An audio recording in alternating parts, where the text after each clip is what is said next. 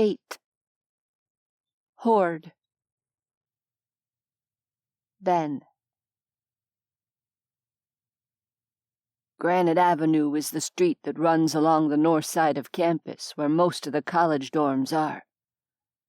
Creekside is nestled at the very end of Granite Avenue, among the towering redwoods of Northern California. To most people, it's a beautiful, picturesque road. Ben hates it. It's the place that holds the culmination of the worst moments of his life.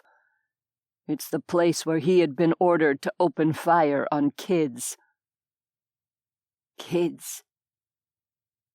Granted, some of them, a lot of them, had been infected.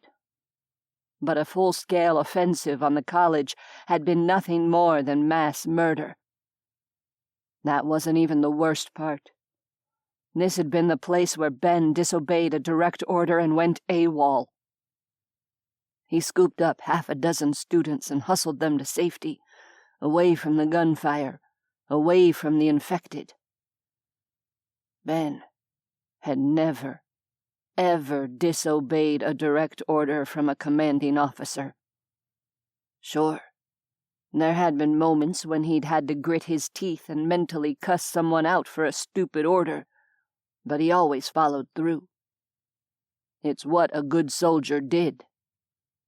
He'd always taken pride in being a good soldier, of doing the right thing for his country even when it was hard.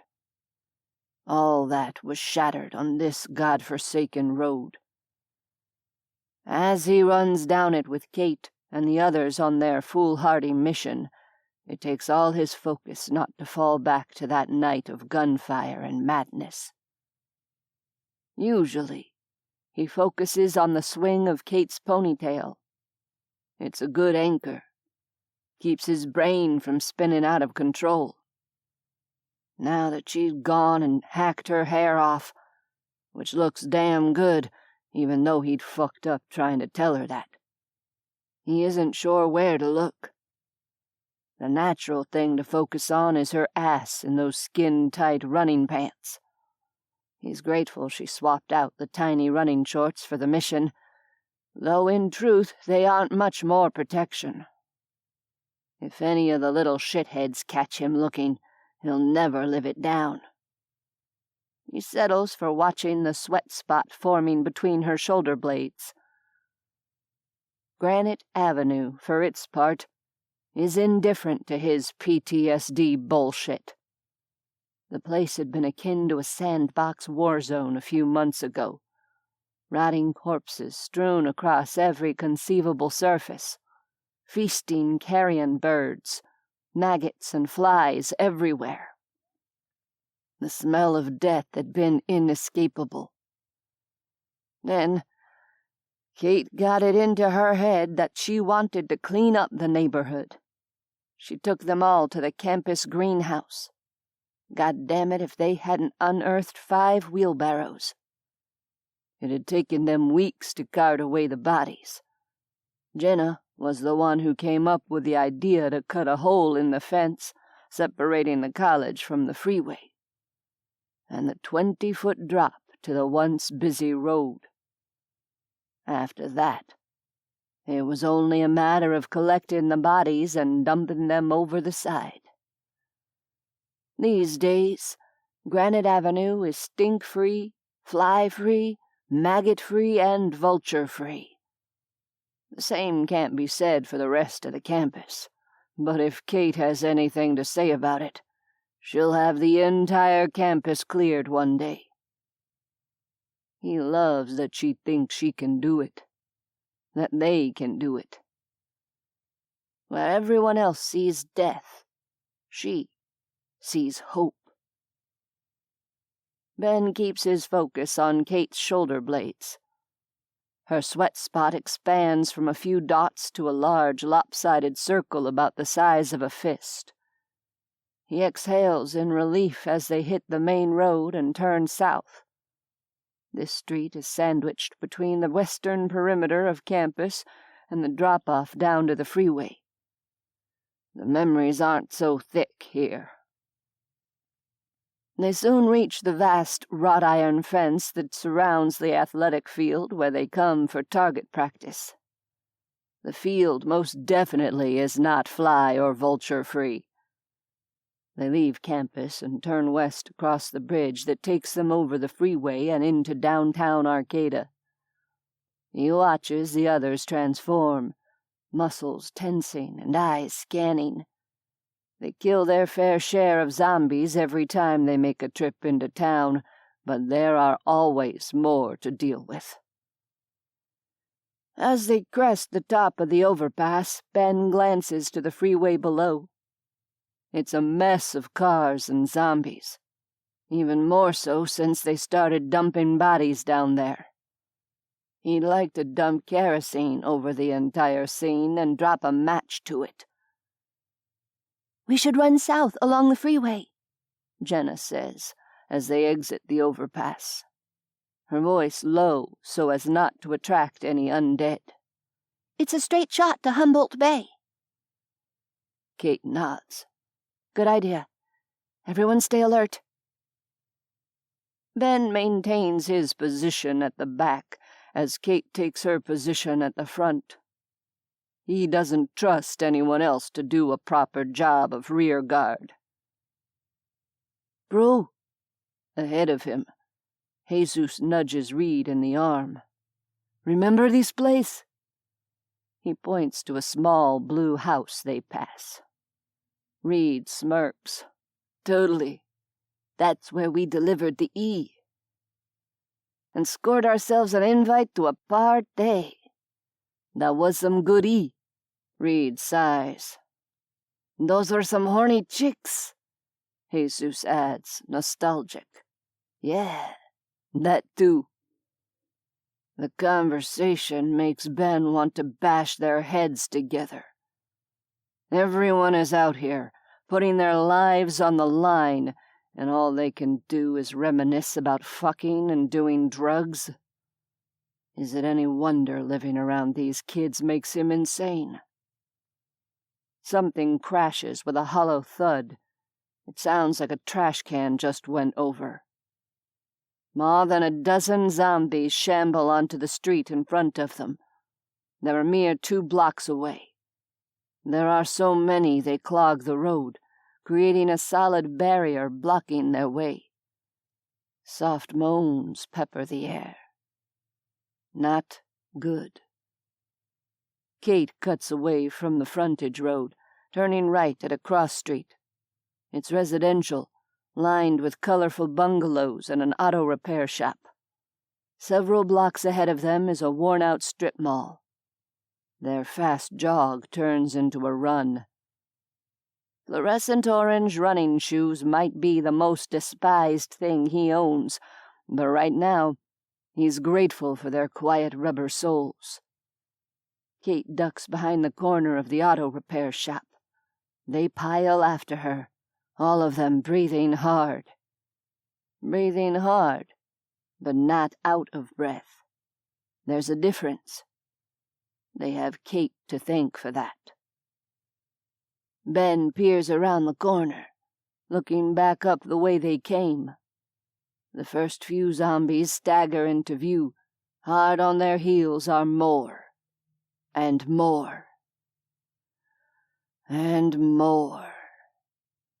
"Follow me," Jesus mutters, squinting down the road beside Ben. He often defaults to Spanish when he's stressed. "How many are there?" Carter whispers. No one answers him. Ben stares, his eyes resting on the zom that stands in the center. It's a nondescript man in his 40s, clothing torn and gray from long months of exposure. It wears a baseball cap that was once bright red, but is now a dull maroon. It works its jaw, letting loose a series of keens and clicking noises. The rest of the zombies swirl around it. Heads cocked as they listen. They click and keen in response. A shiver travels down Ben's spine. He swings around, his eyes meeting Kate's. "We have to get the fuck out of here. It's another Alpha Zom." The name rolls off his tongue without thought. Kate's eyes widen.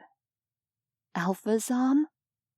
"Yeah, like the one we saw on campus the other day. The kind that issues orders to the rest of the zombies.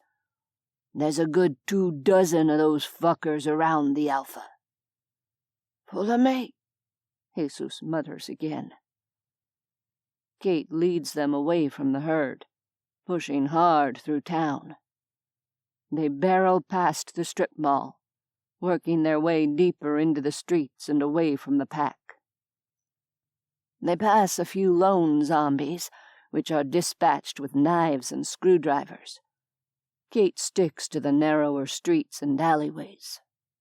Ben spots a few other large clusters of zombies, but Kate steers wide of them.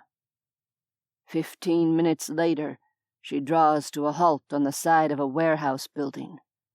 They clump together without speaking, everyone breathing hard. "Evolution," Carter breathes. "They're evolving." "Learning to communicate with one another." Kate bites out the words. Jenna rubs her arms, looking over her shoulder as if expecting to find the pack there. "Do you think we lost them?" "I think so." Jesus runs his thumb over the hilt of his gun. "Unless they can track, then we're fucked." "We should scrap the rescue mission," Ben says. "Fall back and regroup." Kate shoots him an irritated look. "No such luck, soldier." He tamps down the urge to list out all the reasons why this is a bad idea. If it's one thing he's learned about Kate, it's that she'll lay it all on the line to help people. Up until today, he thought that only applied to the residents of Creekside. Apparently, that extends to complete strangers in Arcata, too. "Come on," Kate says. "It's not far. We should be able to see the bay as soon as we get past this row of warehouses." Ben resigns himself to the mission. He might think it's idiotic, but there's no way in hell he'll turn his back on Kate.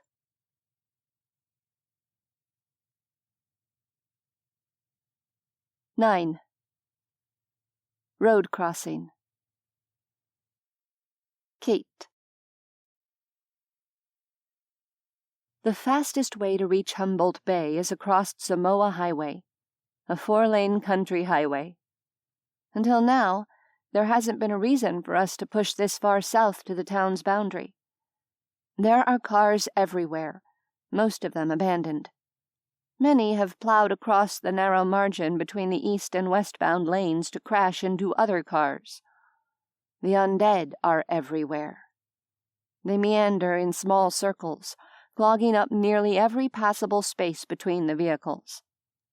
This must be one of the routes people took when they fled in the early days of the outbreak. Then they zombified behind the wheel and everything went sideways. "How are we going to get across the road?" Reed whispers. I study the scene. On the other side of the highway are native grass fields that transition into marshland. The marshland rings Humboldt Bay. I replay our run-ins with the alpha zombies, both here in town and back at the university. I can't write them off as isolated incidents, especially since Johnny has confirmation of it happening in other locations. We could very well run into alphas on Samoa Highway. There are, quite literally, hundreds of zombies out here. If 1 or 2 of them step up as leader and get wind of us, we're fucked. Stealth is the only way to get to the other side. 50 yards up the road is an abandoned semi. Its length spans 2 lanes before the front end pierces the muddy margin. Several cars have plowed into its side, effectively creating a barricade against zombies. I gesture, leading my people toward it. We go in groups of 2, I whisper. Under the semi and out the other side. No one make a sound.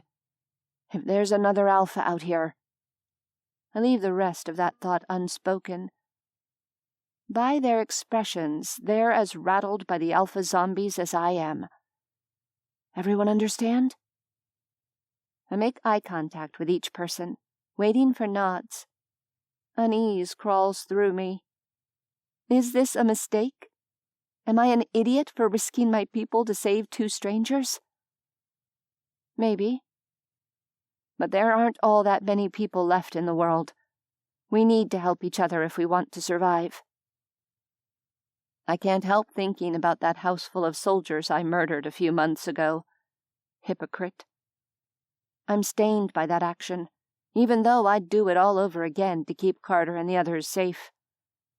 Maybe I can diminish some of that stain by helping others, people who aren't sadistic, rapist, murdering assholes. Ash, with me, I say. We're going first. I take my screwdriver in one hand and my new Zombat in the other. Ben opens his mouth. I silence the argument on his face with a single shake of my head. You bring up the rear, I tell him. Watch our backs. He hesitates before nodding. Prove me wrong out there. I grunt. He wants me to prove this isn't a suicide mission? That makes 2 of us. I steal to the edge of the roadway with Ash by my side, eyes darting left and right. She carries a military-issue knife in either hand. On a bad day, Ash looks like a poster child for CrossFit. On a good day, she looks like Xena's little sister. Like now. Her eyes glow with inner ferocity. I don't envy the zombies that come up against her. We slip between a narrow gap formed by 2 cars that collided with the semi. There are no bodies inside either of the vehicles, dead or undead, but the force of the impact left shattered glass all over the pavement. Our running shoes crunch on the glass. The nearest undead is 200 yards away. It's a 30-something woman with long hair that had once been thick and lustrous. The months exposed to the elements have turned it grimy and lank. It turns in our direction, nose scenting the air like an animal. We dart underneath the semi and pause. Shade blankets us. The smell of gasoline is strong. A breeze wafts in from the ocean, carrying with it the scent of salt water and rot. I scan the path on the far side of the semi. There's an undead wedged between the front bumpers of 2 collided cars. Both legs are crushed, leaving the undead man splayed on the hood of one car. White eyes roll in its head as it bobs back and forth under the summer sun. I'm going to stab the one on the hood, I whisper. Better to take it out so it doesn't alert any of its brethren. Cover me. Ash nods, knuckles tightening on her knives. I dash forward, my blade outstretched. The zombie, crushed between the cars, stirs as my feet whisper over more crushed glass. I pour on a burst of speed and slam the knife into its ear. Yanking it free, I keep moving. Ash comes up behind me, her eyes never ceasing their constant scan of our surroundings. We slip around the cars and into the margin. The eastbound lane isn't as clear as the westbound. I search for a kink in the armor, but it's no use. There is no clear path from one side to the other. We're going to have to make a path. I sense movement behind us. Turning, I see Reed and Jesus dart through the underbelly of the semi and sprint toward us. Ben sent us, Reed whispers. He said you'd need help to clear a path. Through the corridor beneath the semi, I see Ben crouched down and watching. I nod to him in thanks. His decision was a good one. Jesus flips the knife in his hand. Let's do this, mamita. The guy is a pro with a blade. I've seen him target practice with the wooden benches on the inside of the track. He can sink his knife into them from 20 feet away. "See that yellow car?" I point. They lean in to hear my words. We cut left around it. "Jesus and Reed, you two take the 3 zombies on the left. Ash and I will take the 2 on the right. That will leave an opening for the others. Remember, the priority is to minimize noise." We sprint forward, heading for our respective targets. My new zombat finds the forehead of a senior citizen zombie. The skull collapses with satisfying speed beneath the force of the small bat. Ash, Reed, and Jesus fell their targets just as quickly. Jesus takes out the 5th one with a knife thrown expertly into the undead's forehead. A thumping sound to my right makes me jump. I spin around in time to see Ash backing away from the yellow car. Inside, a woman beats her fists against the glass. Streaks of blackish-red blood smear the window. The zombie lets up a keen that can be heard up and down the highway, even muffled as it is by the car. All around, zombies turn in our direction. Damn it! Ash yanks on the door handle. The door is unlocked. The zombie inside tumbles out. I dart forward and whip my bat against the side of her head. The 4 of us crouch in a small circle between the cars, not daring to move. All around us, the zombies moan and scent the air. I hold up a hand, indicating everyone to stay where they are. Any sound we make could bring them on us in a rush. I watch those zombies nearest to us, looking for sign of another alpha. The zombies shift and moan, shuffling about. None of them emit the combination of clicking and keening that seems to initiate an order. I look back and see Carter, Jenna, and Caleb still crouched on the far side of the road, watching our progress through the gap beneath the semi.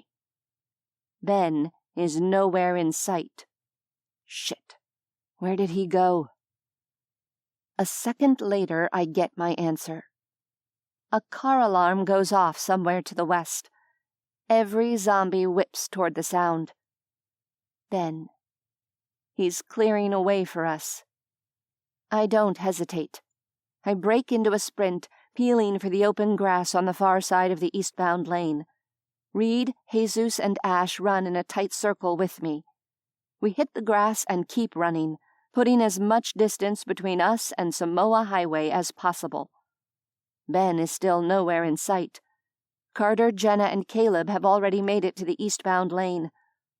I draw up short as a pack of zombies lumbers in their direction. Their blindness will buy Carter and the others precious seconds, but not much more than that. Jenna leads them forward in a blind sprint. After Reed, she's the fastest of our group. She's the first to break past the pack and reach us. Carter is right behind her. Caleb brings up the rear, wielding his rifle like a club. A zombie lumbers in front of him, coming between Caleb and the rest of us. The young man doesn't hesitate. He slams the butt of the rifle into the face of the zombie. Blood sprays. Caleb leaps over the body as it falls and sprints the rest of the way to us, leaving the rest of the pack behind. "Where's Ben?" I hiss as he joins us. We huddle in a tight cluster 500 yards from the highway. The car alarm still wails. Zombies bump and flounder their way through the tangle of cars, fighting to reach the noise. I scan up and down the highway, my chest clenching. There is no sign of Ben anywhere. "He left to set off the car alarm," Caleb whispers. "Don't worry. The guy is as tough as shoe leather. He'll make it." Tough or not, it only takes one slip out here to get you killed, and with no one to watch his back, the danger only increases. And what if there's an alpha out here? Dread settles on my shoulders. The thought of something happening to Ben makes me feel sick. I scan the zombies amassing around the car alarm. They're in a frenzy, pushing and shoving one another in their desperation to get to the source of the noise. More zombies stream in every second. If there is an alpha in that mess, it's impossible for me to pick it out. There are too many bodies crammed together. Where the hell is Ben? There. Carter points off to our left. He's okay. I follow the line of Carter's hand. At first, I don't see anything except tall grass bent by the breeze. Then I notice a shape low to the ground, headed straight for us. It's Ben. Army crawling his way through the grass. Dressed in his camo, I hadn't been able to pick him out. I start breathing again. Next time, I'm going to make him wear fluorescent orange, I mutter. Good luck with that, Ash replies. Even before the end of the world, I doubt the guy even owned a regular pair of jeans.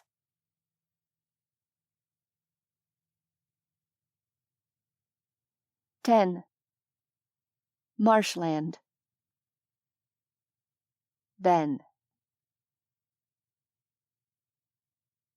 is proud of the years spent in service to his country.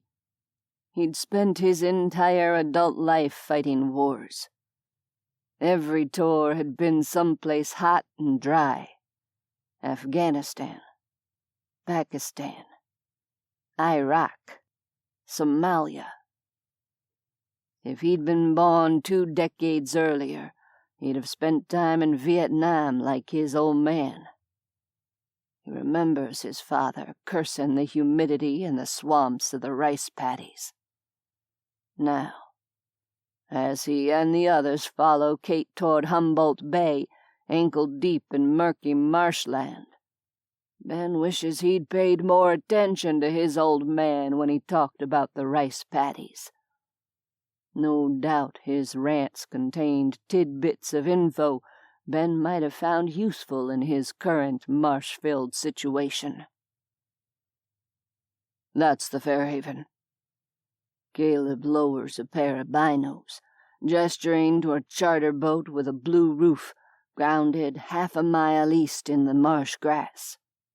Fuck, Ben grumbles. There's no good way to recon that thing. Caleb gives him a tight look. We're going to have to get muddy. No shit. Ben huffs out a breath and looks at Kate. You still gonna let us recon before going in? He says this just in case she's thinking of changing the plan. Kate's been known to do that. Like the time she said they only had to run for 2 hours, which was fine. But when she realized it was going to be a hot day, she moved the workout to the middle of the day. She had some long explanation about the importance of heat training.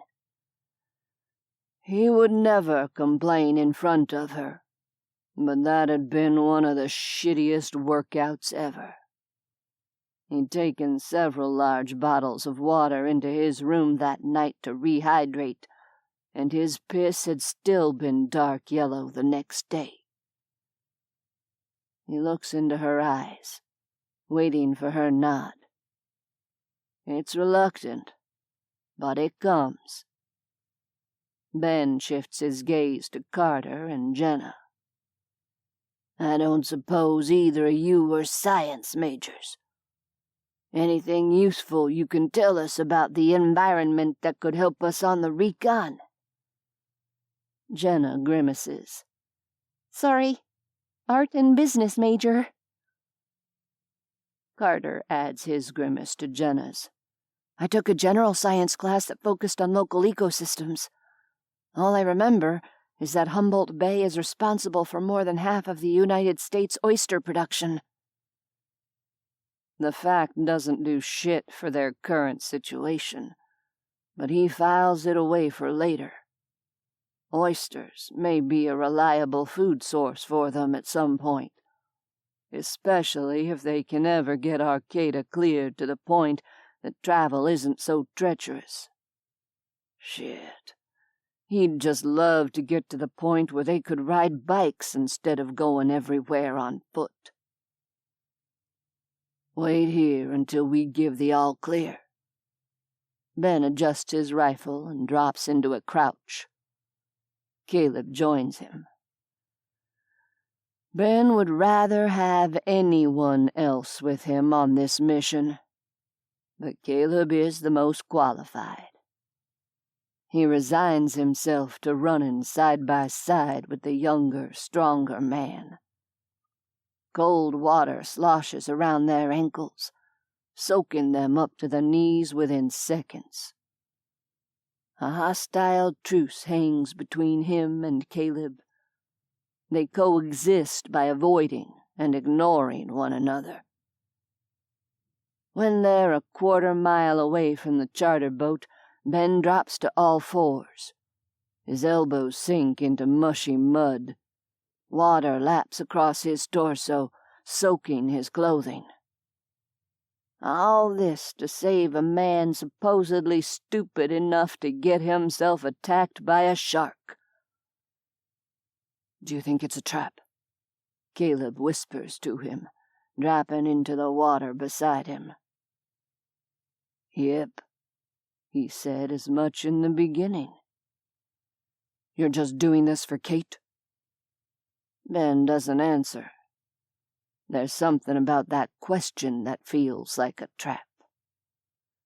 "For what it's worth," Caleb says, "I think she might like you." Ben draws up short, momentarily frozen by the younger man's words. Caleb arches an elegant dark brow at him in silent question. Ben snarls and turns away, refocusing on the charter boat. He can't afford to be distracted right now. What did Caleb mean by that statement anyway? Ben knows what it means in the junior high sense, but he isn't sure what it means with Kate. Most days they barely speak. "Charter boat," he reminds himself. "Focus on the charter boat." 50 yards from the boat, he and Caleb draw to a halt. His body is already chilled from contact with the marsh water. From this distance, he can see the name Fairhaven scrawled across the side of the boat. Caleb lifts the binos and studies the boat. After a few minutes, he passes them to Ben. Ben has to prop both elbows in the water to hold the binos in place. There is no movement on the Fairhaven. "Blood," Ben murmurs. "There's a big smear of it on the side of the ship and part of the railing." "From the guy who was attacked by the shark?" Caleb asks. "Or the last idiot stupid enough to help?" Caleb lets out a huff. "You always assume the worst about people. Not everyone is out for blood. I'm going to circle around the Fairhaven. Be back in 5. Ben glares as the other man slips away. "Paranoia will keep you alive, motherfucker," he growls under his breath, too soft for Caleb to hear. Paranoia had kept his team from blundering straight into a landmine field in Pakistan.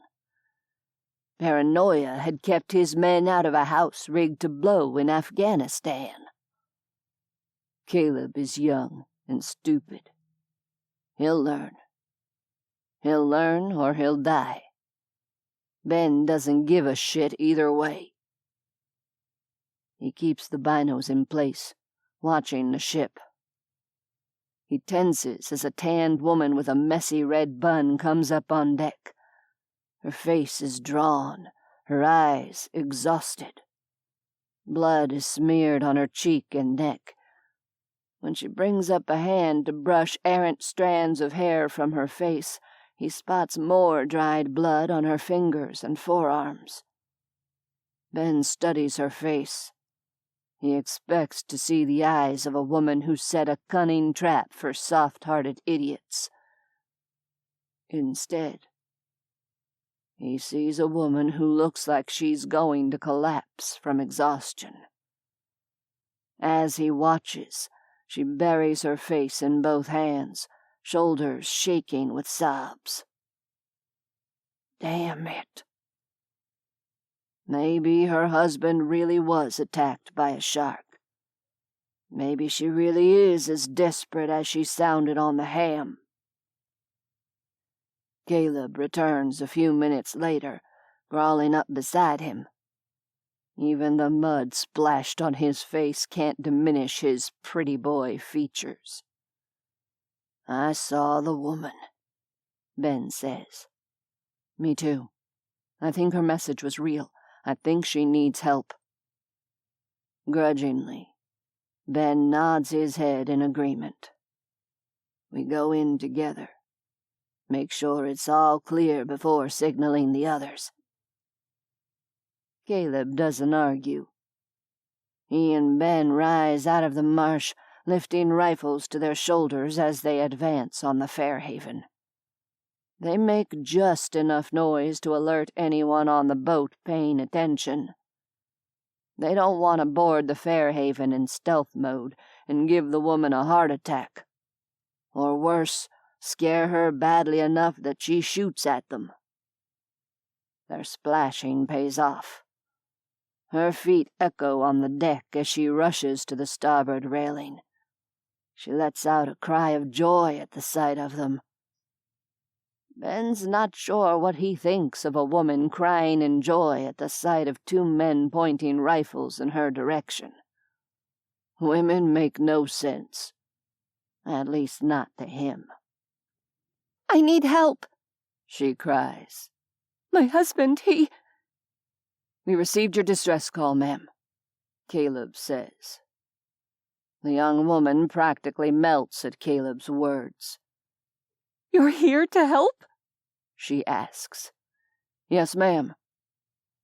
She stares at them, her mouth hanging open. Tears stream down her face as she drops a rope ladder over the side of the vessel. No questions asked. Ben trades his rifle for his handgun, making sure the woman sees the weapon. She does. And she shows no fear or trepidation. Either she's stupid or desperate. Maybe both. On board the ship, Ben spots more blood.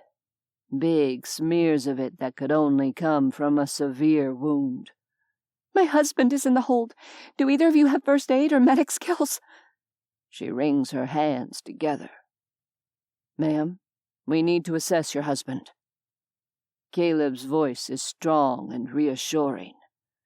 She flashes him a grateful smile and hurries first into the hold. They follow her down. The smell of blood hits Ben. The metallic stench of it is strong in the small dark space. On the starboard side is a small table for two, a tiny sink, and a counter for food prep. On the port side is a bunk and a tiny bathroom. On the lower bunk is an unconscious man. His legs are wrapped in bloody clothing. Wads of bloody bandages and towels are piled in one corner. It looks like the woman used every scrap of fabric in this place to staunch the bleeding. The man is in bad shape. Real bad shape. There's no deceit here, only miserable desperation. He finally understands why Kate made them come. Ben turns on his heel, heading back to the deck. "Where are you going?" the woman asks, voice heavy with desperation. "To get reinforcements. We have a trained medic with us." The sob of relief that tears from her throat follows him upstairs.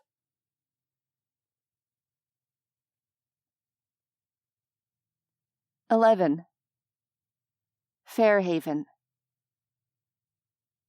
Kate. The woman's name is Susan. Her husband is Gary. The two of them are high school sweethearts who grew up in Eureka, the aging crown jewel of the logging era of Northern California. The city is 10 miles south of Arcata. They graduated from Humboldt University and took out a loan to buy their charter boat.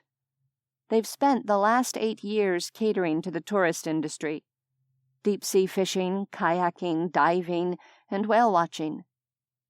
"We've been living at sea since the beginning," Susan tells us, eyes glassy as she watches Ash tend to Gary's leg. The man looks like he was fed to a paper shredder. It's hard to believe he's still alive.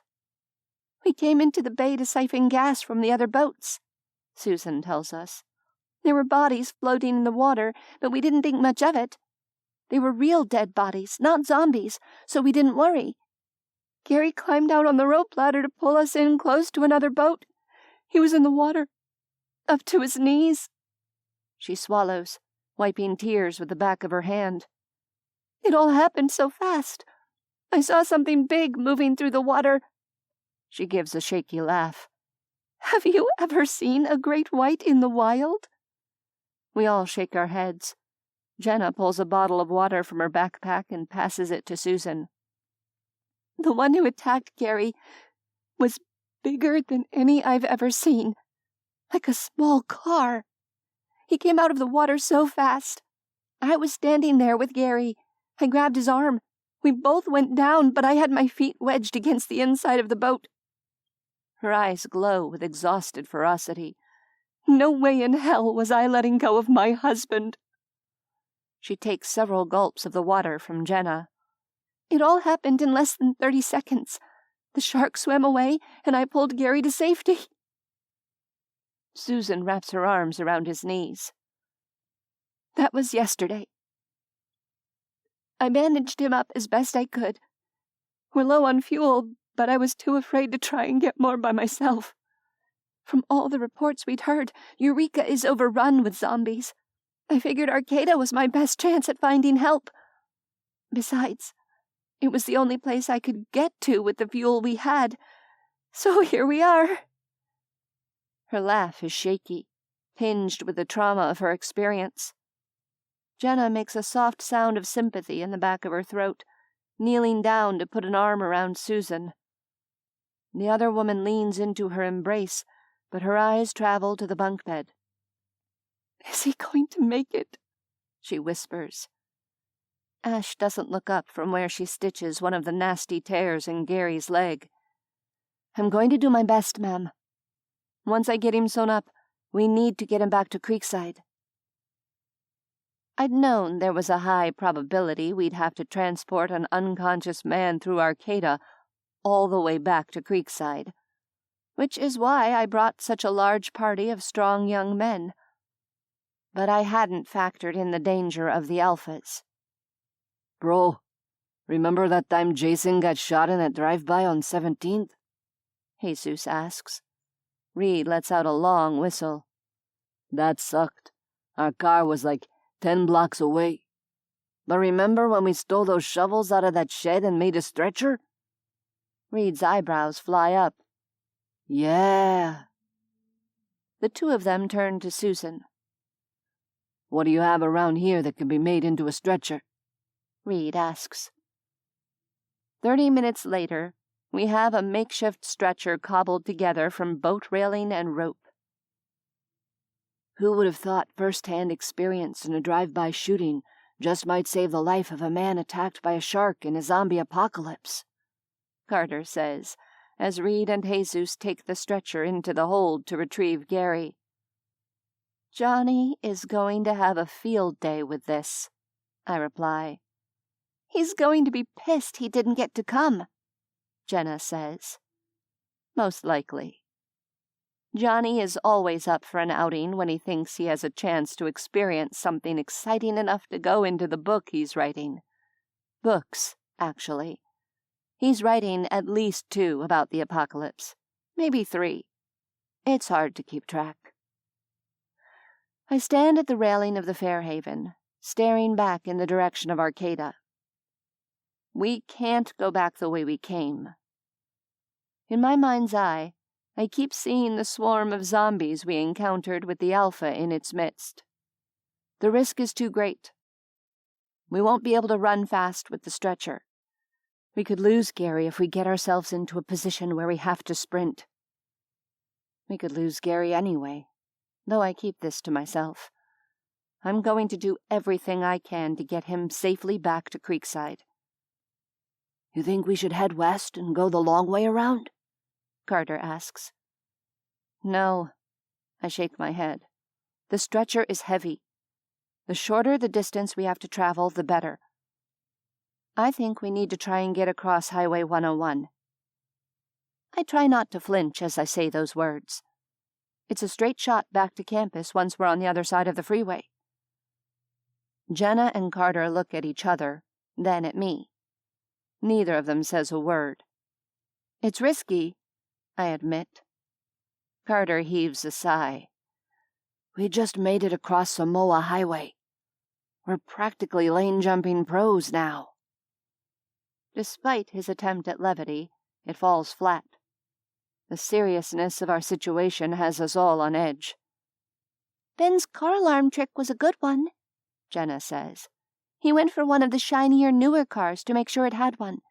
We can do the same thing to get across 101. It's a solid tactic.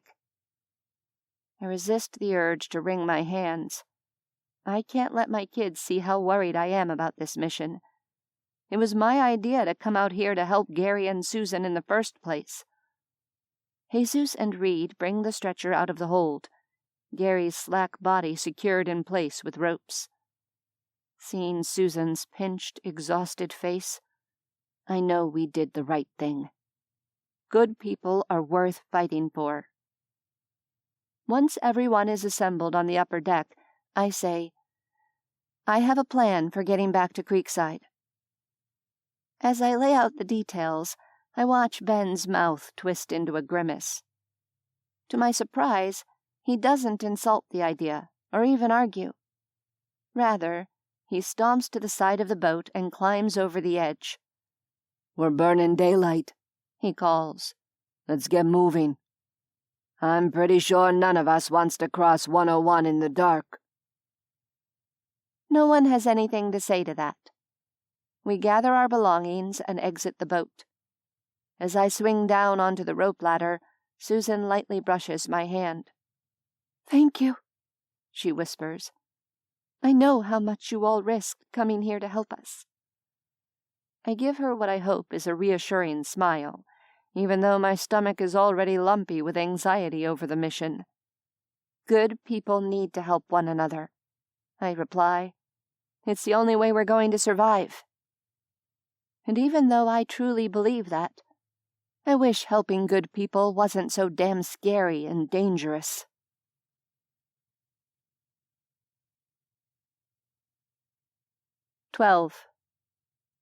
Highway 101.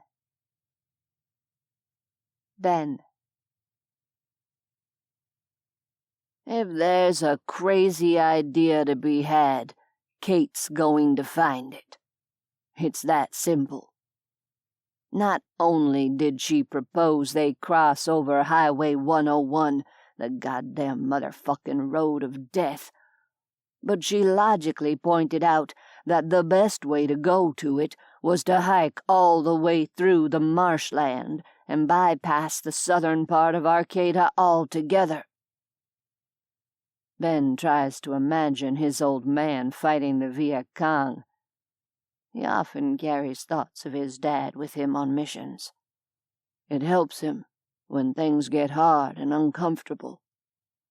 He tells himself that if his old man could survive the patties of Vietnam, he can survive the marshland of Arcata. The one thing going for the chill, sticky mud he currently tromps through, in his neon running shoes, is that it was uninhabited by people before the apocalypse. The powers that be had set this land aside for birds and fish, and oysters, according to Carter. All that means there are no zombies to contend with out here. But fucking shit. There are few things in life he hates more than wet shoes, wet socks, and wet feet. The one thing he detests even more than all that is shoes, socks, and feet that are wet and muddy. He'd had athlete's foot more times than he could count during his years in the service. That shit itches, stings, and burns to high hell. Ben, your turn. Kate indicates the stretcher. Ben takes the front end from Ash, waiting as Jenna swaps out with Carter. They resume their sloshing through the marsh. From the angle of the sun, he judges it to be around 4 in the afternoon. It doesn't get dark until nearly 8 o'clock this time of year. They still have ample time to make it back to Creekside in the daylight, if things don't get fucked up between now and then. That's one really big if, in his opinion. He glances back at the unconscious Gary once or twice as he huffs along with the stretcher. Poor bastard. Fucking great white. That was just as bad as getting bit by a zombie. His wet shirt and pants stick to his skin. The breeze from the bay chills the fabric. He supposes it's better than being too hot, but all it does is reinforce how much he hates marching through Marshland. Susan hovers beside her husband's unconscious body, her hand reaching out at regular intervals to touch his hand, his arm, or his face. Ben wonders what it would be like to have someone to care about like that. He's never had a relationship longer than a few months. Even his son's mother had only been a fling between tours. Is it me, or is the water getting deeper? Ash asks. We're in the brackish pond, Carter replies. I can see that, Ash says, sarcasm thick in her voice. No, he means it's called the brackish pond, Jenna replies. It's part of the protected marshland. There's high ground over there. Kate points to a levee. Let's get out of the water. Ben seconds this notion by picking up the pace. Caleb and Ash push past him, rifles up as they scan the area for threats. They signal the all clear.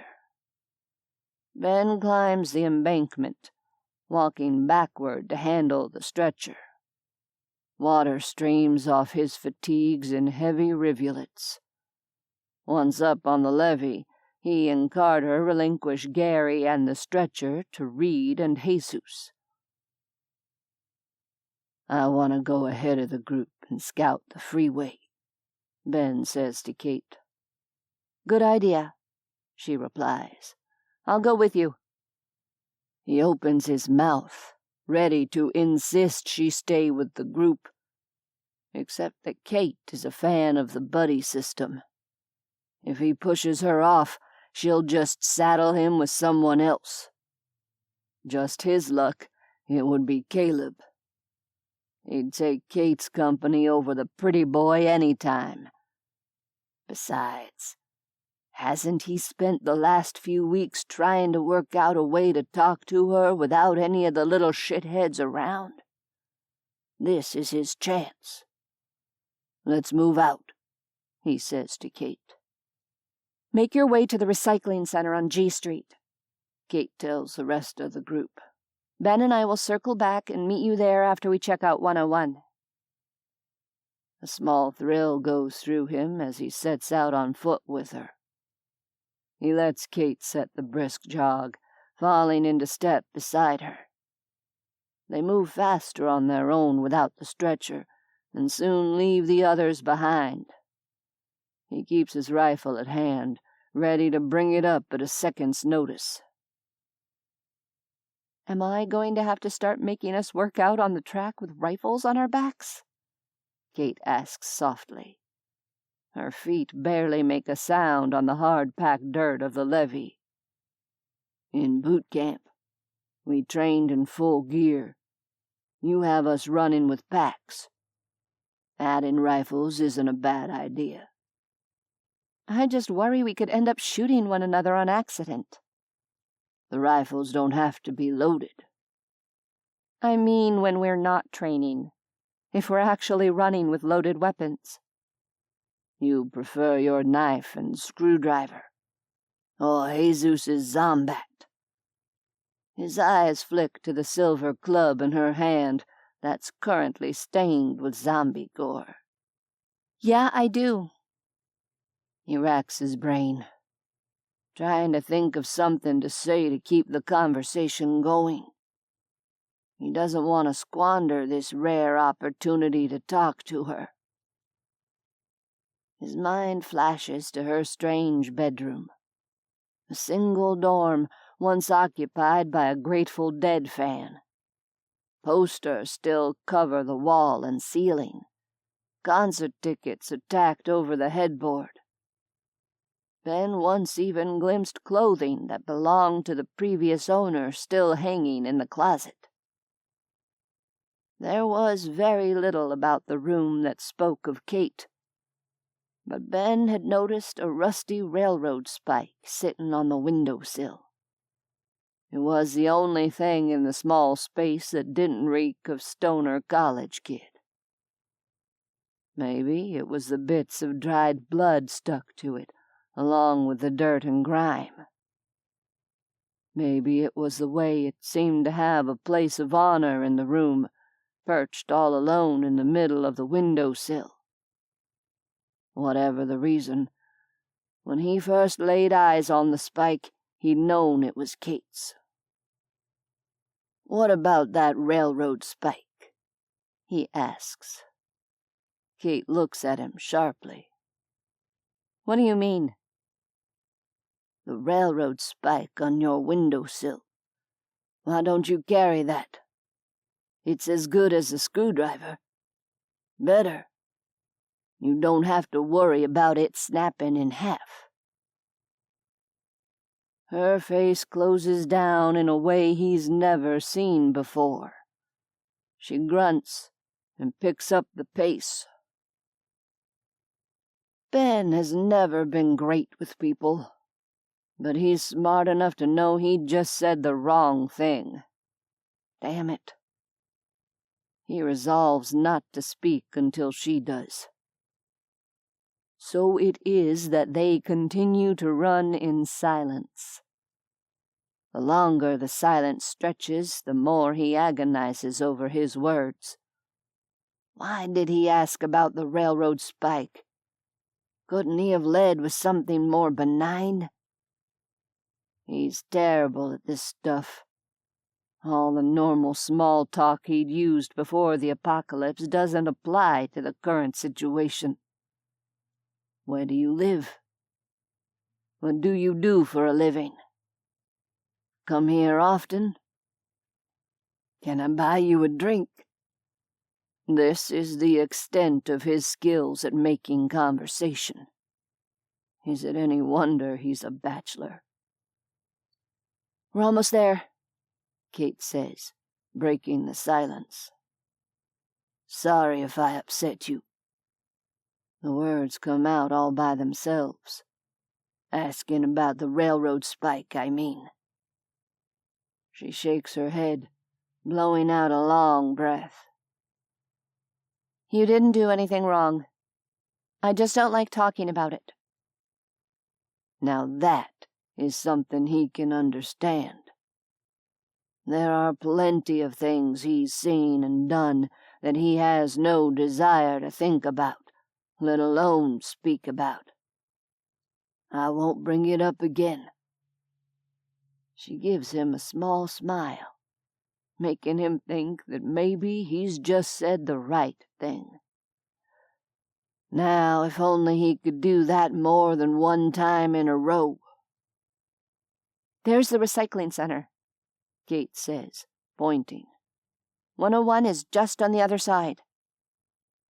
Technically, 101 isn't just on the other side of the recycling center. Ben refrains from pointing out that another quarter-mile of open marshland lays between the recycling center and the road. The only good thing is that they have a clear view of the freeway from the front of the building. 101 is a clusterfuck.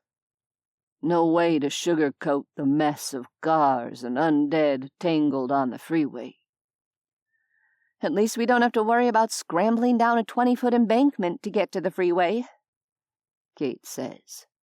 This part of the 101 is level with the land around it. That's a shitload of undead down there, Ben says. We're going to have to set off at least 2 car alarms if we want to get across that mess without getting killed. She nods in agreement. Let's go in closer for a better look.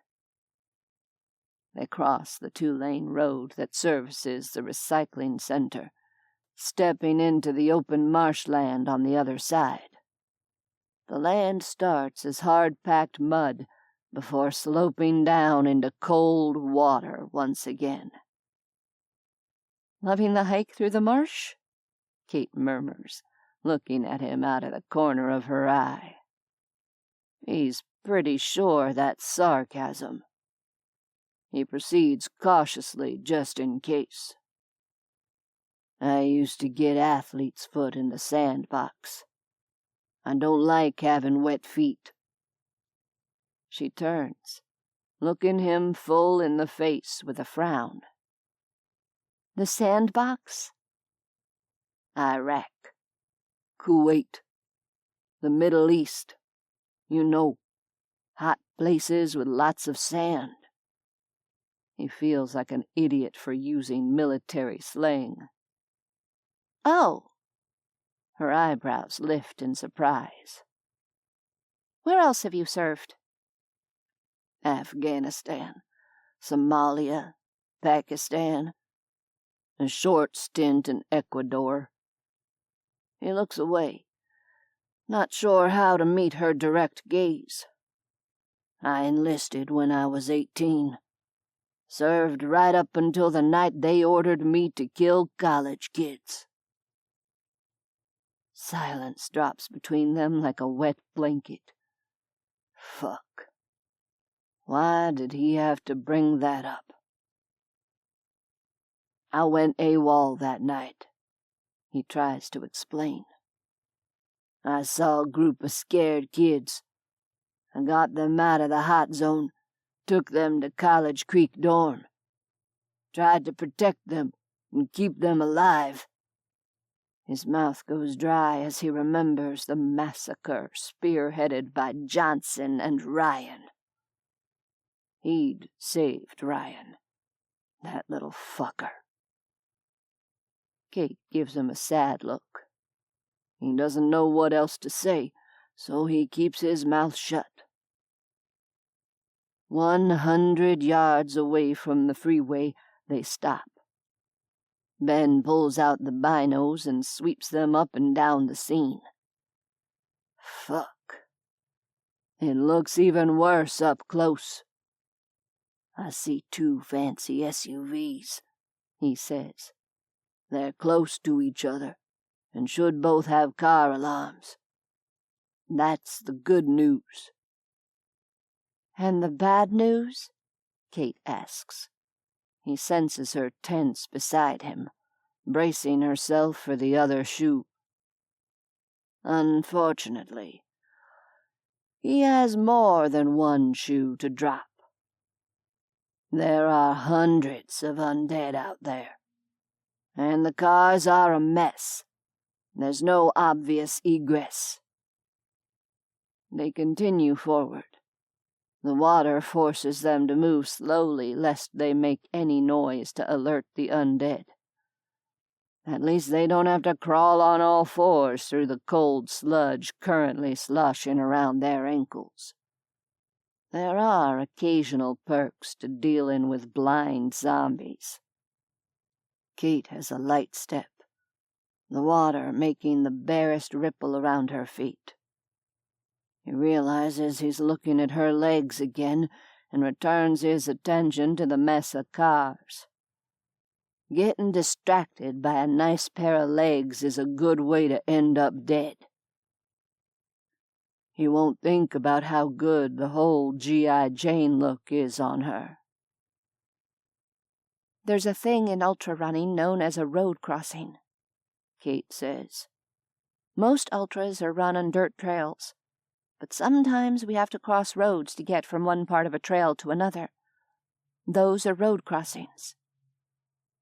She doesn't look at him when she speaks, her gaze focused on the freeway. Even so, Ben gets the sense that she's sharing something with him. He stays quiet, willing her to continue. I ran a 50-miler in Oakland in a park called Lake Chabot, Kate continues. There's a gun range in the park. A bunch of gunfire went off and startled us as we crossed one of the roads. I tripped in a pothole and scraped the hell out of my knees, elbows, and palms on the pavement. I was so pissed. Her lips pull back in a thin smile, though she still has yet to look at him. I groused about road crossings for years after that. It feels stupid now when compared to this. Who ever thought I'd make a road crossing with zombies? Her gesture takes in the long ribbon of asphalt cluttered with the dead and undead. He knows he should respond. She's sharing something with him. He's supposed to say something, but damned if he knows what. The seconds drag, becoming awkward. He's blowing it. Completely fucking blowing it. I went into a pothole once, he says, grabbing at the first thing that comes to mind. In a Jeep in Iraq. We broke an axle. Had to hoof it all the way back to camp through a hot zone. Had a shootout with some hostiles halfway home. The memory washes over him with hot poignancy. He feels the bitch-hot breath of the sun burning the back of his neck and sucking moisture from his body. He remembers the fear that rode his shoulders even as he tried to ignore it and focus on the mission of surviving.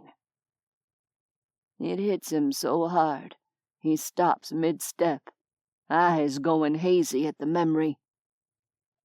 He'd lost 2 friends on that shitty day under that shitty sun. What happened? Kate's voice snaps him back into the present. He recalls he's having a conversation with her, or at least attempting a conversation.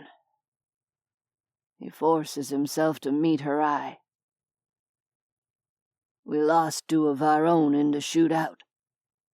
He swallows, his spine hardening. But we got those motherfuckers. And we got the bodies of our friends back to camp so they could go back to their families. She stares at him, eyes wide. I thought my running stories were messed up. He barks a laugh. It flushes away some of the turmoil. I like your running stories. I'd rather hear about you eating it on a road crossing than talk about my shit. Her eyes widen even more. Really? He blinks. Now he's supposed to respond. Again. He's never liked talking about himself, but if he wants to get to know Kate, he can't do it by just staring at her and grunting, even if that's his preference to meaningful conversation. Yeah? I like your running stuff. It's the best he can come up with. At least it's true. Something catches in his peripheral vision. He turns, their conversation sidelined. Right there. He lifts a finger to point at two blue sedans that collided head-on in the margin between north and southbound lanes. That's our best way through. And Dent creases her brow. I don't see how— Oh! You mean just to the left of that Dodge Caravan? Exactly. He lifts the binos and inspects the scene. There's a good 6-foot gap between the Caravan and the back bumper of the blue Charger. Our people will fit through there. All we have to do is clear it out. Kate flashes him a big smile, the first since they set out together. He blinks, taken aback. What? He asks. You said, our people. Well, yeah, he answers. Isn't that what they are? That's what they are to me. Her smile deepens. It's nice to hear you feel the same way. Come on. Let's go get the others.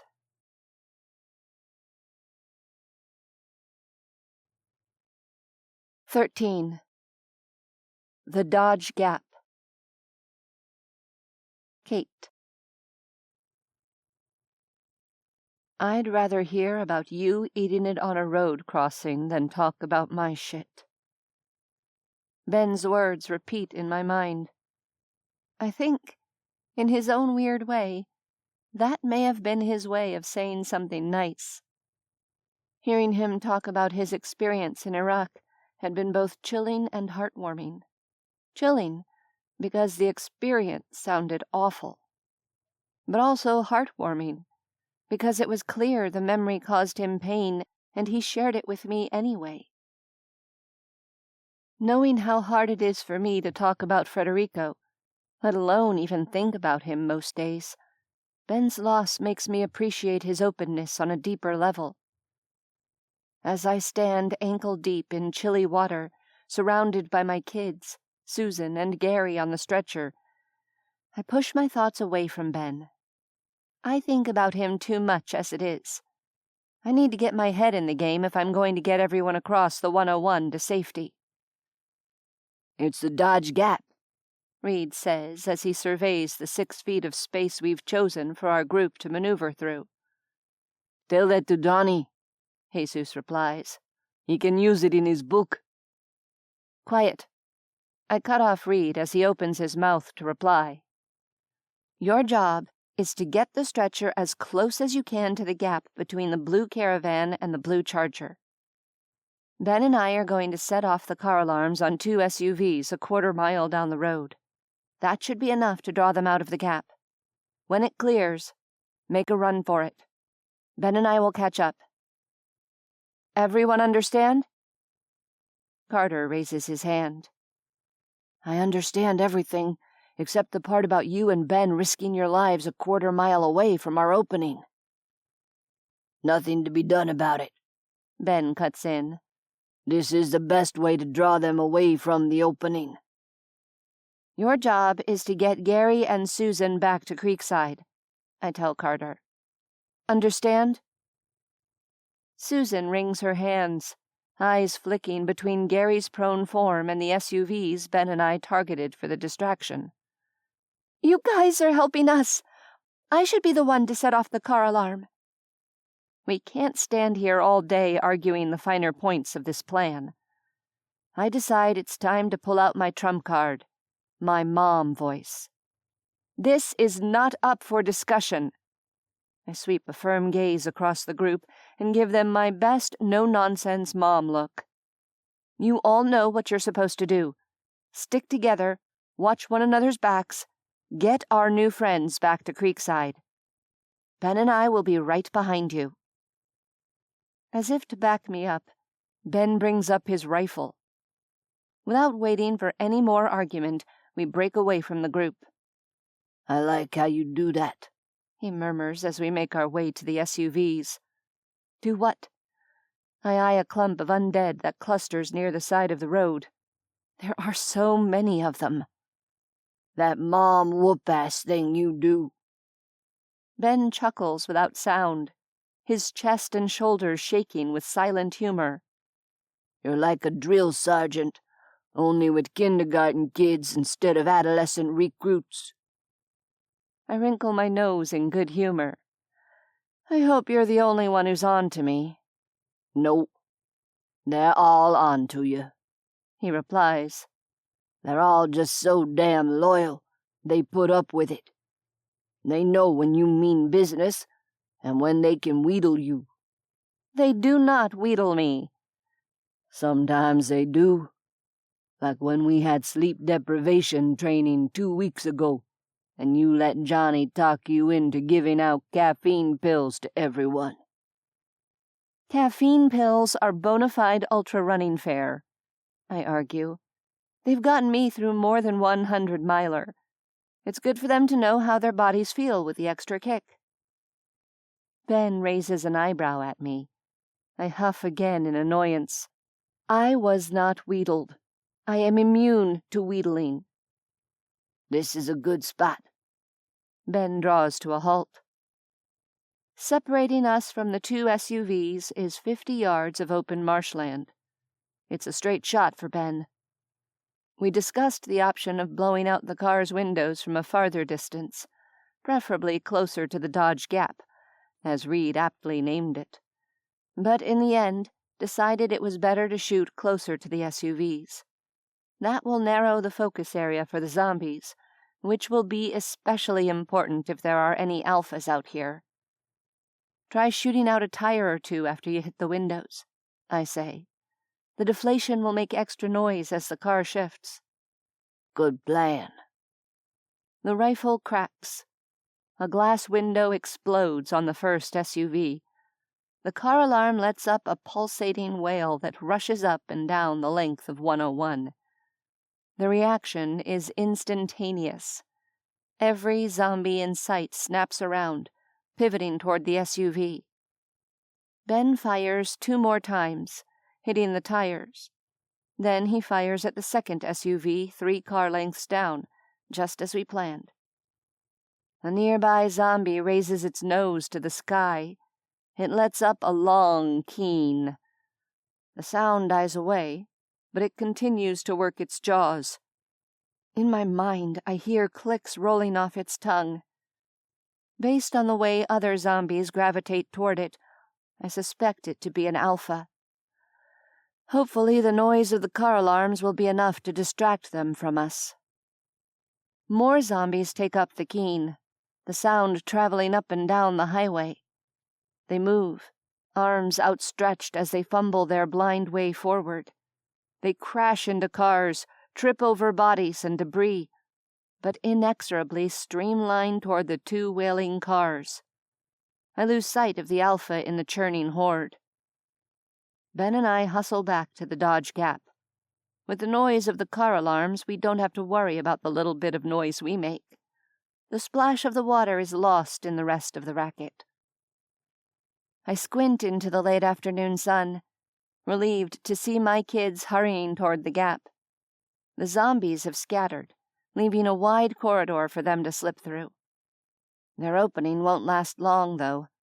Another group of zombies from farther north lumbers in the direction of the car alarms. They'll reach the Dodge Gap in a matter of minutes. Carter and the others will have to move fast to get safely to the other side. Reed and Carter carry the stretcher with Gary. The rest of the group fans around them, weapons raised as they inch onto the blacktop. Then something happens. Everything is too far away for me to see, but a new sound erupts. It's a 3rd car alarm, and it's sounding right where all my kids are. Fuck me, Ben growls. A goddamn zom caught on the hood of that white Avenger. My gaze shifts as we pick up speed. A zombie bangs on the front hood of the Avenger, its pant leg caught in the crumpled metal. The Avenger is no more than 20 yards from the dodge gap. My heart rises into my throat as dozens of undead whip toward this new sound, drawn like flies to shit. Fuck, fuck, fuck! I break into a sprint, not caring that I make a shit ton of noise and splash water all the way up to my face. Ben races beside me. My kids, realizing the sudden danger they're in, race into the gap between the caravan and the charger. Carter is the first one through. The rest of the kids pour in after him. I lose sight of them as they charge into the narrow gauntlet. Ben and I are 150 yards from the dodge gap. My breath burns, but I embrace it. 100 yards. I run as hard as I ever have, desperate to reach my family and keep them safe. 50 yards and closing. We're almost there. Almost there. Over a dozen zombies find their way into the gap, clogging it with their rotting bodies and surging after my kids. No! The cry rips from my throat, drowned out by the 3 wailing car alarms. Ben doesn't hesitate. He brings his rifle up and starts firing into the mass, dropping them with headshots. I've seen him shoot often enough during the last few months, but until this moment I didn't realize he's a great shot. The mass of zombies is churning. He's 50 yards away and moving, yet hitting them like they're sitting still and he's 5 feet away. The sight of his cold precision sends a chill through me. The zombies go down, their bodies piling up in the gap. I keep running as Ben shoots. Heads bob on the other side. I see Jenna's light hair, the gleam of Jesus's leather jacket, the dark flash of Ash's hair, and then a familiar, beloved face with shaggy hair. Carter. He waves to me over the cars, gesturing for me to hurry. I watch in horror as he, too, draws a gun, clearly preparing to try and shoot an opening for me and Ben. I shake my head and wave my arms, mouthing no over and over, even as I keep running. He needs to get the hell out of there, not waste precious seconds on me, not risk himself by firing a weapon and drawing the attention of zombies. To my relief, Carter seems to understand my message. He holsters the gun. Jenna latches onto him, and they disappear from sight. Kate. Ben grabs my wrist, dragging me back. Kate, we can't go that way. He's right. More zombies have swarmed into the dodge gap, sealing off any hope we had of following the others. Fucking would-be silencers that aren't really silent. On top of not being able to follow the Creekside crew, a small group of zombs is drawn by Ben's gunshots. They peel away from the road and head straight for us.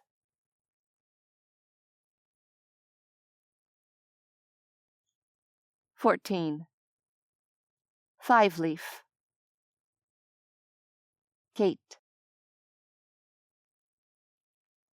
We gotta go. Ben grabs my forearm. Move. I home in on the 10 zombies stumbling toward us. With nothing but open marshland between us, there isn't a lot to slow them down. And one of them is keening and clicking, drawing the attention of its brethren. It's a plump woman in sweatpants and a visor. The rest of the zombies cluster tight around the visor's arm, heads turned toward it as they await instruction. More zombies peel away from the freeway, drawn by the call. My first thought is to tell Ben to shoot the Alpha, but there isn't a clear shot. There are too many zombies around the Alpha with more coming. There isn't time or bullets to gun down the growing pack. Carter Reed, Jenna Jesus, Caleb Ash. Their names flash through my brain. Kate. Ben's breath is warm against my ear, his voice urgent. An ache in my throat. I turn and run. I don't care about the noise I make. Right now, it's more important to be fast than it is to be silent. Ben races beside me. We should head. He never finishes. His foot catches in the mud. Ben does a somersault, spinning in midair before landing hard on his back with a splash. I spin around, weapons raised as the zombies surge toward us. The Alpha keeps up a constant stream of clicks and keens, spreading out the pack in a wide line. It's a fucking zombie dragnet. The group has swelled to at least 20. I see 2 trip and fall, but they get up just as quickly, hardly breaking stride in their desperation to reach us.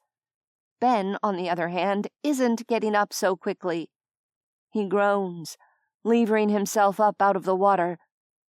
"Can you run?" I ask, not taking my eyes from the fast-approaching zombies. 50 feet and closing.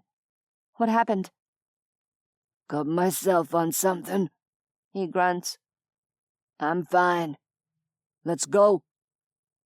He's definitely not fine. Red seeps across his back, mixing with the mud and water, but his jaw is tense and eyes sharp with focus. I know that look. I'd seen it in Frederico's eyes at Ultra's. Ben isn't going to quit. He might hurt, but he's not going down without a fight. I match my pace to his, which has leveled off as a fast lope. It's not the sprint I want, but we're moving fast enough to pull ahead of the zombies. The frontage road looms before us. The recycling center stares at us with its dead windows and chain-link fence. Ben and I exit the marshland, returning to the asphalt road. No longer hindered by uneven terrain and muddy water, we're able to pick up the pace. Ben drips blood and water. It leaves a murky red line behind us on the blacktop. His movements are stiff, telling me he's in pain. We need a place to hide. 2 blocks up, I spot a familiar building. 5 Leaf Brewery. Carter and I came here many times for dinner and live music. The brewery! I hold up a finger and point to the red sign with a white maple leaf in the middle. Over the leaf in black letters are the words, 5 Leaf Brewery. We're going there! Ben grunts, which I take as a sign of agreement. We hustle toward it. Behind us, the zombies sniff the air. The mud and wet on our clothing likely masks much of our scent, including that of Ben's blood. The commotion of the 101 drowns out most of our footsteps, making it difficult for them to track us now that we're not splashing through water. We pull farther away from them. As we reach the brewery, Ben puts a hand on the side of the building to steady himself. I try the door. Locked. Fuck. I drop my pack and snatch off my shirt, leaving my torso exposed except for my sports bra. I wrap the shirt around a decorative river rock taken from a flower pot beside the door. Winding up my arm, I smash the shirt-covered rock through the glass. Seconds later, we're inside the dark recess of the brewery. The familiar smell of hops washes through my nostrils, making it impossible for me not to think of Carter and Jenna.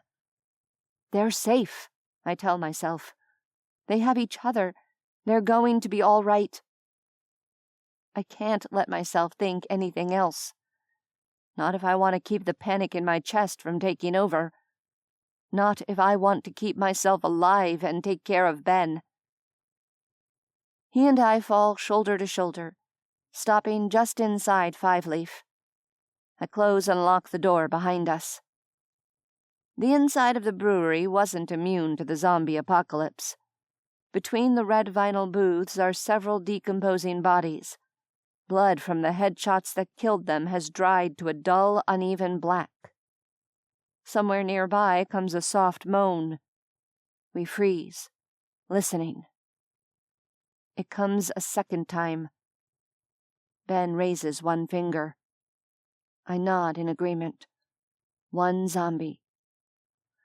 Just to be certain, I tap my foot on the floor.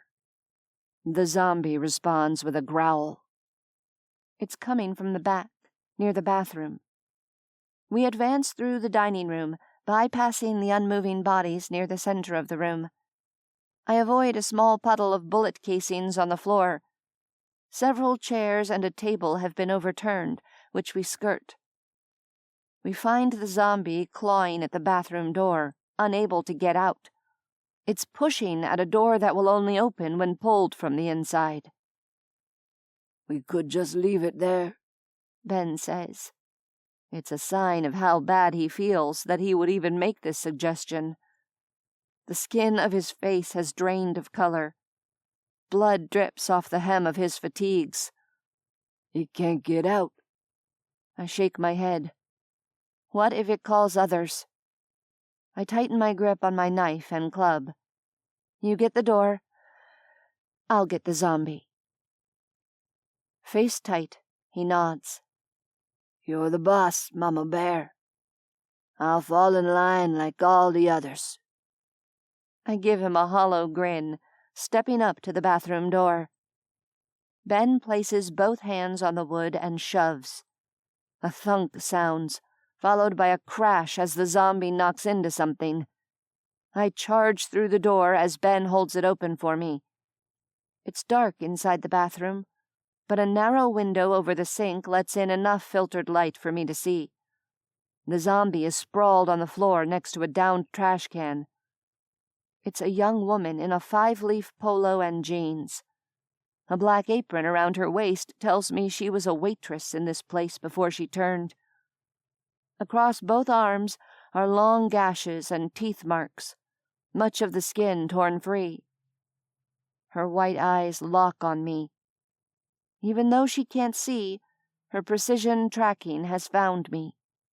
Her lips pull back from teeth crusted with black blood. I pounce, not giving her a chance to rise. My screwdriver punctures her eye socket. The sudden silence is a welcome balm. It calms my nerves. Wiping my screwdriver clean on the waitress's apron, I turn back to Ben. Let's take a look at that wound.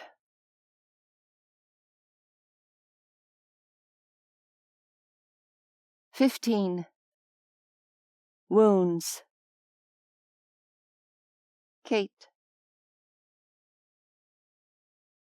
I think you fell on glass," I pronounce a short time later. I hold up the muddy, bloody lump of his fatigue shirt, displaying the large, jagged hole in the back for him to see. Maybe a broken bottle. Ben straddles a wooden chair. He twists around as I hold up the shirt, grimacing as he takes in the gash in the fabric. "Does my back look as bad as the shirt?" There's no way to sugarcoat it. Yeah. I drop the shirt onto the floor in a wad before reaching for my running pack. I always carry a small first aid kit with essentials. I make everyone carry it when we venture outside the safety of campus. Infection is our biggest worry.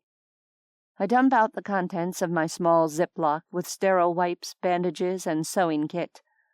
There's no telling what was in that water. "Better than a zombite."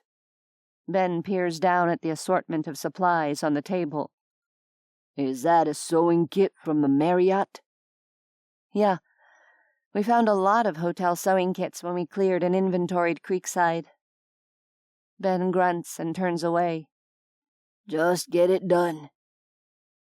The sterile wipes come first. I clean the wound, taking in the hard muscles of his back.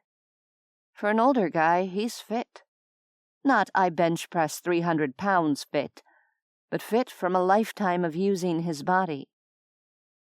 Movement flashes in the corner of my eye. I look out the window and spot the zombie herd that followed us here from the freeway. The squat alpha in the visor stands in the middle of the road, nose lifted to the air. The car alarms have stopped, once again drenching the world in silence. "The pack followed us here," I whisper. There's no way I can sew up Ben while looking over my shoulder at the zombies. I point to the far side of the dining room to a wooden staircase set against the back wall. "Over there. Come on." I gather up my pack and the first aid supplies. Ben and I tiptoe up the stairs. He drips blood the whole way. I step around it as I follow him. Upstairs, we are greeted by 4 closed doors. "Damn it," I mutter. "I hate closed doors." His face crinkles in amusement. That makes 2 of us. We stand still, listening. All is silent. That doesn't mean these doors don't have an undead surprise behind them. The idea of checking each door and possibly battling multiple zombies while my companion bleeds out leaves me feeling tired. The puddle on the floor beneath his feet has grown 6 inches wide in the short time we've stood here. We need to take care of it, fast. I cross to the first door and tap. No sound. I try a second time. Again, silence. Here goes nothing, I murmur, drawing my zombat. Ben takes the doorknob.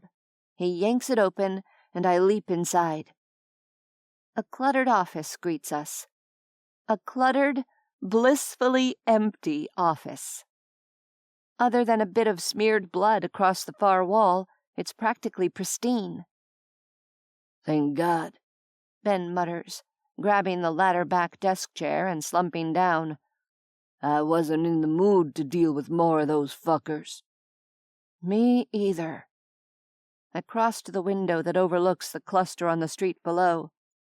They're still out there. They'll clear out soon, Ben replies. I raise my gaze, looking to the expanse of 101 in the distance. Other than swarms of movement, I can't make out details. There's no way to know if Carter and the others made it to safety. Even if I used Ben's binoculars, there would be nothing to see. No sign of them, is there? Ben asks. I shake my head. They made it. They must have. They're strong. To my surprise, Ben says, They are. You really think so? I swallow against the anxiety forcing its way up my throat, turning my attention back to Ben. Most of the time, I want to staple their mouths shut. But they're good kids. They function well as a unit. I spread out the first aid supplies on the messy desk, shoving aside a computer and a large stack of papers to make room. You know, even when you say something nice, you always manage to say something rude at the same time. I pick up a restaurant towel from the desk and press against his back to staunch the bleeding. Ash did warn you that I was a grumpy fucker. Yeah, she did. Hold still. I have to improvise for a second. I press my knee against the towel, holding it in place against his back while I fumble with the Marriott first aid kit. This is the first time I've ever stitched anyone up, I warn as I thread the needle. It probably won't be pretty. Good thing I'm not pretty. For some reason, this statement makes me again take in the broad muscles of his back. My eyes trace the lines of tension that travel down his shoulders to arms covered in the sleeve tattoos. Some are faded and bleed along the edges, clearly older pieces of art. Others are new and vibrant. Everything about him looks good. If I look like G.I. Jane, a statement that still stings if I let it, he looks like G.I. Joe, albeit a weathered, seasoned G.I. Joe. The only thing that doesn't look good is the chafing around his waist. The pants have slipped down an inch, revealing a ring of red scabs marring his skin. Some are bright red, fresh and still raw. Others are covered with darker scabs, attempting to heal despite his insistence on wearing the fatigue pants. I check a sigh, refraining from pointing out the chafe marks. There's no point in beating that dead horse. I pull the towel away from the wound in his back. Though some of the bleeding has slowed, blood bubbles instantly to the surface as soon as I take the pressure away. This is going to be messy. I use another wipe to sterilize my hands before getting to work. His chest heaves with an inhalation when my needle makes the first stab. I don't suppose you took home ec in school? He asks. They didn't have home ec when I went to school. It wasn't cool for girls to learn how to sew and cook when I was a kid. Feminism and all that. You must be younger than you look. His words are like a slap. If you don't want this patchwork on your back to look like a jack-o'-lantern, you'd better stop talking. Tense silence follows this. I stab through his skin, not caring if the drag of the needle hurts. I know there's a mere 2 millimeters between Ben's brain and his mouth. He doesn't have a filter. Most of the time I ignore his comments, but this is the second time he's made a negative remark about my looks. First about my haircut, now about my age. Maybe it's because I'm tired. Maybe it's because I don't know if Carter and the rest of my kids are safe. Hell, maybe it's because I'm trapped in a brewery surrounded by zombies and I'm scared. Whatever the case, his words upset me. Why do I even care what he thinks? It's not like he said anything I don't already know. I look like a washed-up room mom. I stab harder than necessary through his skin, rewarded with a grunt of discomfort. Attempting to mop up the blood as I work makes the entire procedure even more awkward. In retrospect, I should have made him lie down on the desk. There's a reason surgeons have tables. Not that I'm a surgeon. 30 minutes later, Ben indeed has something resembling a crooked jack-o'-lantern smile on the lower right side of his back. Serves him right. Not that I could have done a much better job even if I wasn't angry. I tape a clean bandage over the whole thing, grab my pack, and leave the room. I head to the next door over and knock. No answer from this one either. I fling it open, letting out a long breath as my gaze sweeps over shelving full of supplies. One entire wall is lined with clean-pressed aprons, napkins, and dish towels. The other side has a myriad of dining room supplies, salt and pepper refills, bottles and bottles of ketchup, mustard, and relish, sugar packets for days. I step into the room, turning in a slow circle. Not a bad haul. I'll have to bring my people back here on a supply run. Thinking of my kids draws me to the window. It's dusky outside. If we were complete idiots, we could strike out and try to make our way back to campus. But with the flurry on 101 and the swarm we encountered in town, I know the safest thing to do is wait out the night. And Ben needs rest. A soft step creaks a floorboard behind me. The exhaustion of the day hits me like a derailed train. Kate. What? I don't turn around, staring out at Highway 101. That was a shitty thing I said back there. I let out a long sigh. Look, I know you don't mean half the shit you say. You're not a bad guy, even though you seem hell-bent on making everyone else believe that. I turn, closing the distance between us. It's been a long day. It's too late for us to go back to Creekside now. I'm going to sleep. Without waiting for a reply, I close the supply closet door in his face.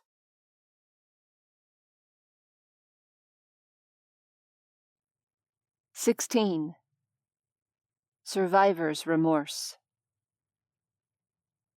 Ben. He could not have made a bigger clusterfuck with Kate if he'd tried. God, why did he even try talking? He didn't mean to imply she looked old, but her hands had been all over his back. Between that and the pain, he hadn't been thinking straight. He stretches out on the floor of the office, using an apron and a few dish towels for pillows.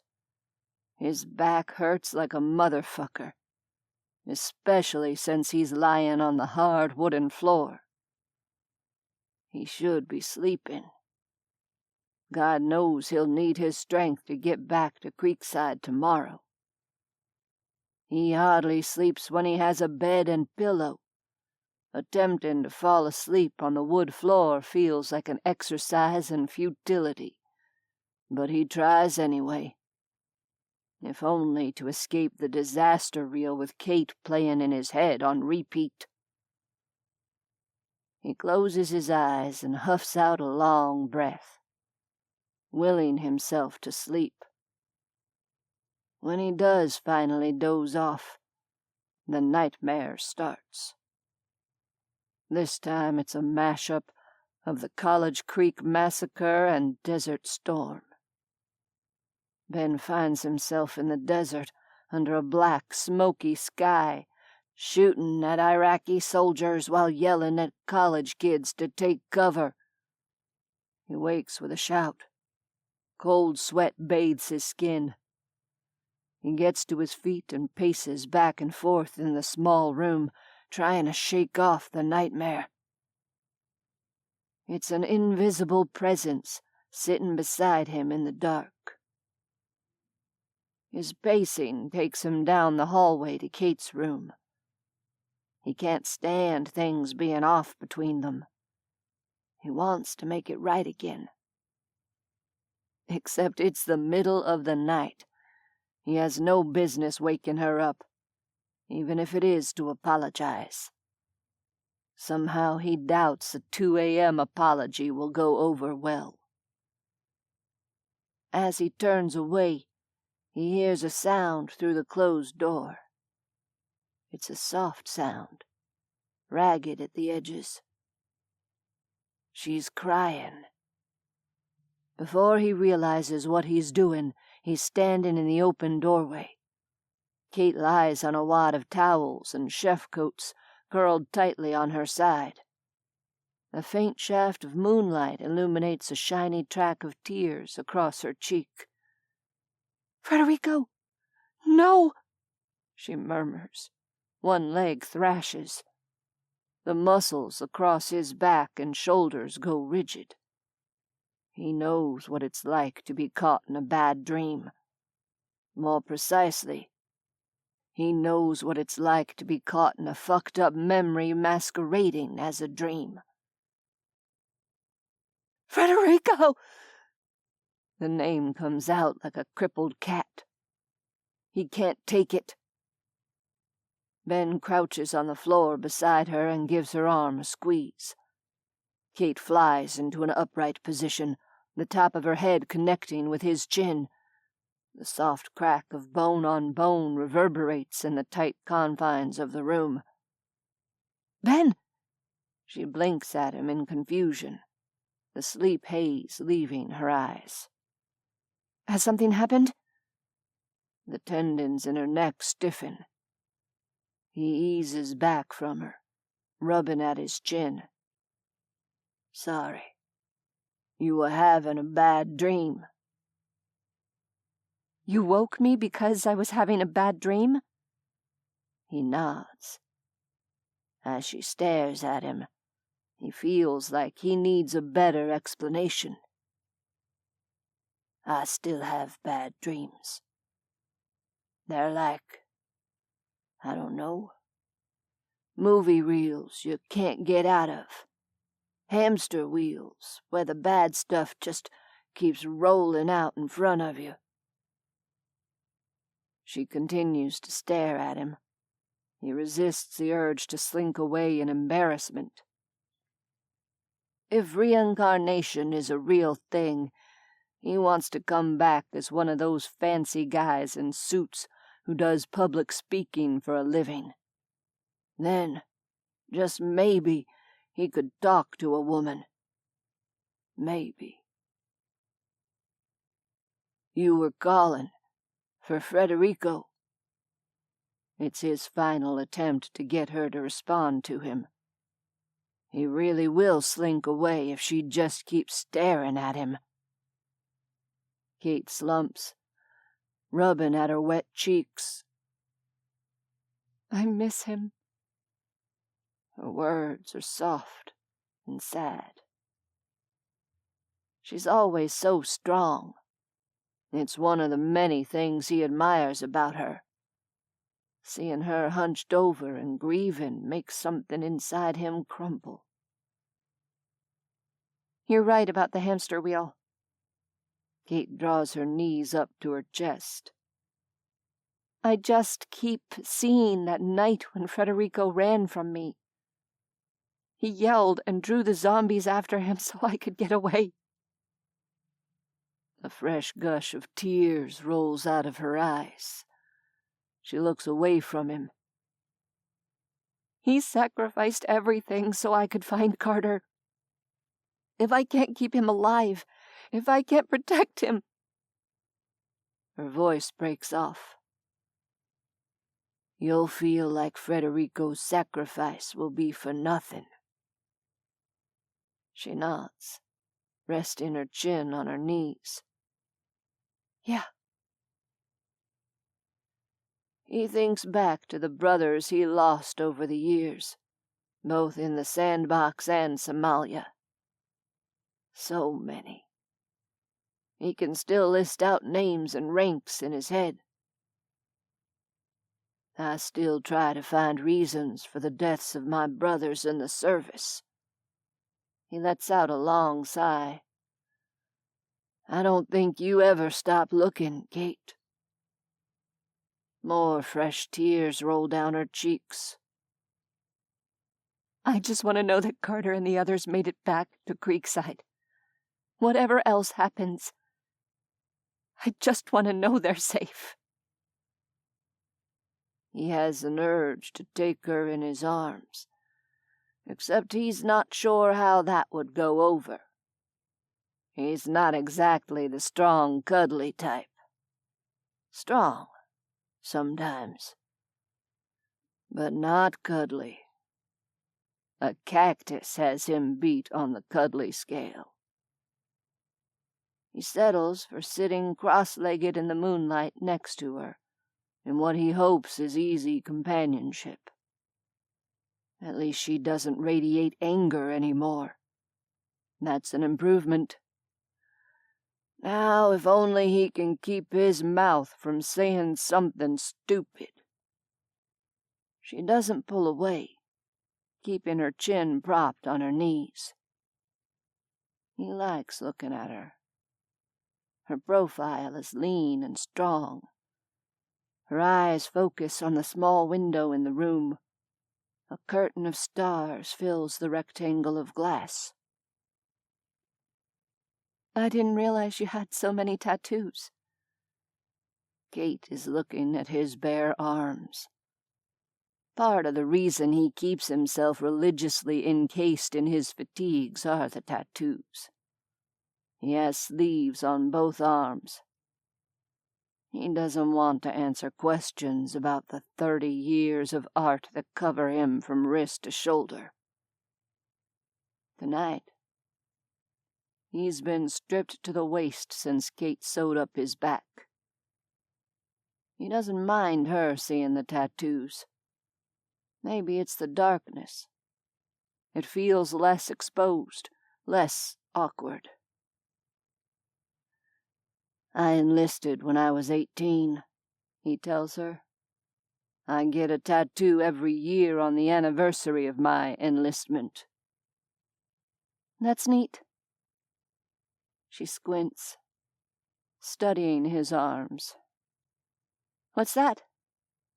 She points to Ben's right bicep. Of course she would notice that one. It wouldn't be so bad if the fucking thing didn't have purple wings.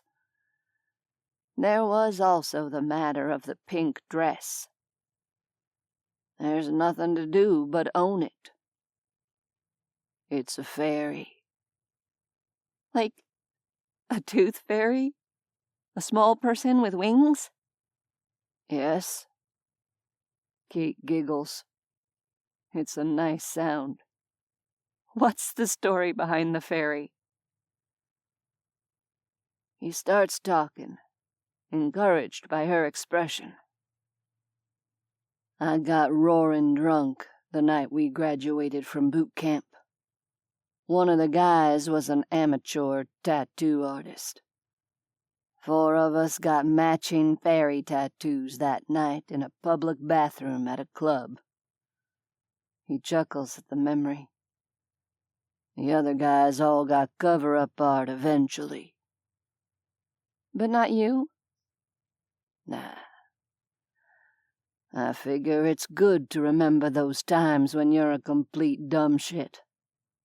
It helps you remember not to be a dumb shit again. Sometimes. He meets her eyes, willing for her to see how sorry he is for his earlier blunder. Anyway, after that, it became a tradition. Her hand comes up, tracing the flames along his upper deltoid. He sits still, afraid the slightest movement will dislodge her. Flames of the oil fields of Iraq, he says. From Operation Desert Storm. 1 flame for each of the friends I lost in battle. 9, she says, counting them with her fingertips. 9, he agrees. Encouraged by the feel of her fingers against his skin, he keeps talking. He tells her the story of the art on his arms. The words "got him" on his left forearm represent the death of Osama bin Laden. The drone on his right wrist represents his tour in the War on Terror in Pakistan. The sunrise on his inner forearm is the sky, the morning after he lost 4 men in Somalia during the Ethiopian invasion. As he winds down, once again out of words, Kate lowers her hand and smiles at him. That's beautiful, Ben. Someday, if he ever finds a tattoo artist, he has another design in mind. This one for his left shoulder. The number 16 in a puddle of blood. For the College Creek kids. They deserve to be remembered, even if only by him. He doesn't say any of this to Kate. The shame is too heavy. Your skin is cold. Kate rises, crossing to the shelf of linens. She unfolds a starched chef's coat and shakes it out. Here, you should wear something. He takes the blazing white stiff shirt, unable to look away from her. He's pretty sure he's never seen a woman look so damn good. I meant it as a compliment, he blurts out. What I said about G.I. Jane, I mean. I know it didn't come out like that. She raises one eyebrow at him, not bothering to pretend. That's another thing he admires about her. She's real. And I didn't mean to say you looked old. Tonight, I mean. I just meant you look like a woman. Ben, do you even know what a compliment is? It's a fair question. In theory, yes. I'm just not very good in practice. He heaves an exasperated sigh. G.I. Jane was played by Demi Moore, Kate. She's as hot as they come. How could that not be a compliment? Alarm bells go off in his head as the mood in the room shifts. Kate stiffens beside him, turning wide eyes at him. She doesn't look offended, thank God, but she does look off balance. Did he just call her hot? Yes, he did. Like a stupid teenager. He doesn't know how to tell her she's so much more than that. She's smart, strong, decisive, determined, caring, patient. So much more than a stupid actress in a movie he wishes he'd never mentioned. Mouth dry, he refuses to make eye contact. He busies himself buttoning on the chef's coat, resolving not to speak until she does. It's safer that way. "Thank you for the compliment," she says at last, a strange hitch in her voice. Some of the tension leaks out of him. They sit side by side on the floor, watching the sun come up in easy silence. It's the best night he's had in as long as he can remember.